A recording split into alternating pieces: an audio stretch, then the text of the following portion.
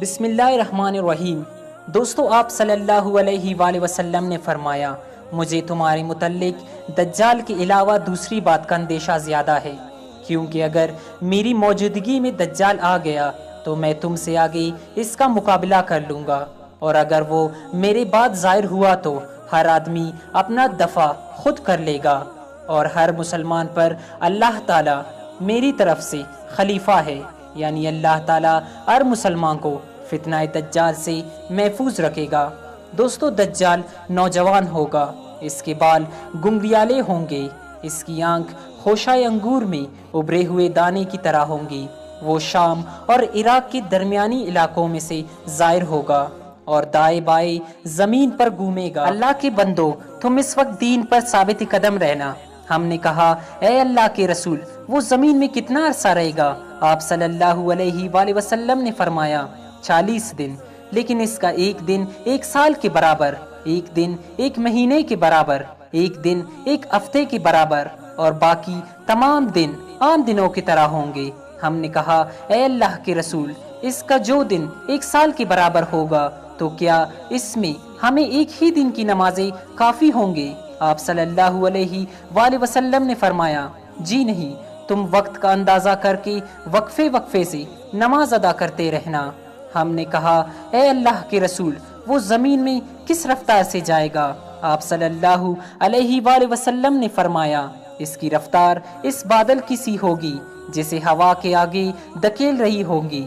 پھر آپ صلی اللہ علیہ وآلہ وسلم نے فرمایا، دجال ایک قبیلے کے پاس سے گزرے گا اور انہیں اپنی ربوبیت کی دعوت دے گا، لوگ اس کی بات مان لیں گے، پھر وہ آسمان کو حکم دے گا تو وہ بارش برسائے گا اور زمین نباتات اگائے گی، جنگلوں میں چرنے والے ان کی جانور پہلے سے بڑی کوہانوں والے ہوں گے۔ اسی طرح جب وہ ایک دوسرے قبیلے کے پاس سے گزرے گا اور ان کو اپنی ربوبیت پر ایمان لانے کی دعوت دے گا اور وہ اس کی بات کو رد کر دیں گے، ان کے اموال ان کو چھوڑ کر دجال کے پیچھے چل پڑیں گے اور وہ لوگ تنگ دست ہو کر رہ جائیں گے، ان کے پاس ان کے مالوں میں سے کچھ بھی نہیں بچے گا۔ دجال ایک شور زدہ زمین سے گزرتے ہوئے اس سے کہے گا کہ تو اپنے خزانے اگل دے، تو اس زمین کے خزانے نکل کر اس کے پیچھے ہو چلیں گے جیسے شہد کی مکھیوں کی لشکر جاتے ہیں۔ آپ صلی اللہ علیہ وآلہ وسلم نے فرمایا، وہ دجال تلوار کی ضرب سے ایک آدمی کی یک لخت اس کے 2 ٹکڑے کر دے گا، جیسے تیر جلدی سے اور اچانک اپنے ہدف پر جا کر لگتا ہے۔ پھر وہ اس مقتول کو اپنی طرف بلائے گا تو وہ زندہ اس کی طرف لوٹ آئیں گے اور اس کا چہرہ بے خوفی اور اطمینان کی وجہ سے خوب روشن ہوگا۔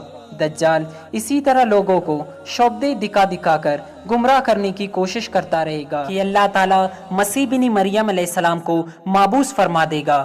وہ دمشق کی مشرق میں سفید رنگ کی بلند جگہ پر اتریں گے۔ انہوں نے ورس اور زعفران کے ساتھ رنگے ہوئے 2 کپڑے زیب تن کیے ہوں گے اور فرشتوں کے پروں پر ہاتھ رکھے ہوئے ہوں گے، اور وہ اتر کر دجال کا پیچھا کر کے اسے لد کے مشرقی پہاڑ پر قتل کر دیں گے۔ اتنے میں اللہ تعالیٰ عیسیٰ بن مریم علیہ السلام کی طرف وحی کرے گا کہ اب میں ایسے بندے بھیجنے لگا ہوں کہ آپ ان کا مقابلہ نہیں کر سکیں گے، لہٰذا آپ اہل ایمان بندوں کو لے کر کوئی طور کی طرف چلے جائے۔ اس کے بعد اللہ تعالیٰ یاجوج ماجوج کو ظاہر کرے گا۔ ان کی وہی کیفیت اور حالت ہوگی جو قرآن میں اس طرح بیان ہوئی ہے۔ ترجمہ، وہ ہر بلندی سے تیزی سے دوڑے آئیں گے، پھر عیسیٰ علیہ السلام اور ان کے ساتھی اللہ تعالیٰ کی طرف رجوع کریں گے، اور اللہ تعالیٰ یاجوج ماجوج کی گردنوں میں ایک کیڑا پیدا کر دے گا۔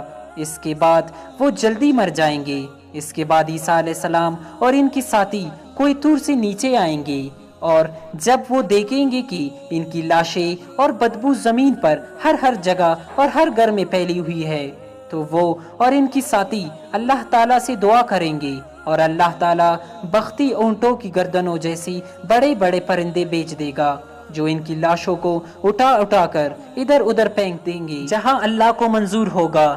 سیدنا کعب رضی اللہ تعالیٰ عنہ یا کسی اور صحابی کی روایت سے بیان کیا کہ وہ پرندے یاجوج ماجوج کی لاشوں کو معبل میں جا پھینکیں گے۔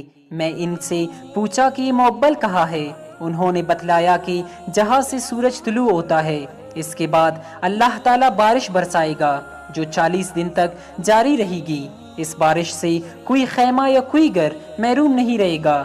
اللہ تعالیٰ اس بارش کے ذریعے زمین کو اچھی طرح دھو دے گا اور زمین صاف چٹیل پتھر کی طرح صاف ہو جائے گا۔ پھر اللہ تعالیٰ کی طرف سے زمین کو حکم دیا جائے گا کہ تو اپنے پھل اگا دے اور اپنی برکات اگل دے۔ آپ صلی اللہ علیہ وآلہ وسلم نے فرمایا کہ ان دنوں میں پھلوں اور باقی چیزوں میں اس قدر برکت ہوگی کہ ایک انار کو لوگوں کی بڑی جماعت کھائے گی اور وہ لوگ اس کی چھلکے کے سائے میں بھی بیٹھ سکیں گے، اور دودھ میں بھی اس قدر برکت ہوگی کہ ایک اونٹنی کا دودھ لوگوں کی بڑی بڑی جماعتوں کو کفایت کرے گی، اور ایک گائے کا دودھ بھی ایک جماعت کی ضرورت پوری کر دے گا، اور ایک بکری کا دودھ ایک گھر والوں کے لیے کافی رہے گا۔ لوگ اسی طرح خوشحالی کی زندگی گزارنے لگیں گے کہ اللہ تعالیٰ مسلمانوں کے بغلوں کے نیچے سے ایک بہترین خوشبودار قسم کی ہوا چلائے گا جو ہر مسلمانوں کی روح قبض کر لے گی، اور صرف بدترین لوگ باقی رہ جائیں گے، اور وہ اس قدر بے حیا ہوں گے کہ گدھوں کی مانند برسر عام عورتوں کو استعمال کریں گے۔ پھر ایسے لوگوں پر قیامت آ جائے گی۔ دوستو، امید کرتے ہیں کہ یہ ویڈیو آپ کے علم میں ضرور اضافہ کیا ہوگا۔ اللہ تعالیٰ تمام مسلمانوں کو اپنے حفظ و امان میں رکھے۔ والسلام۔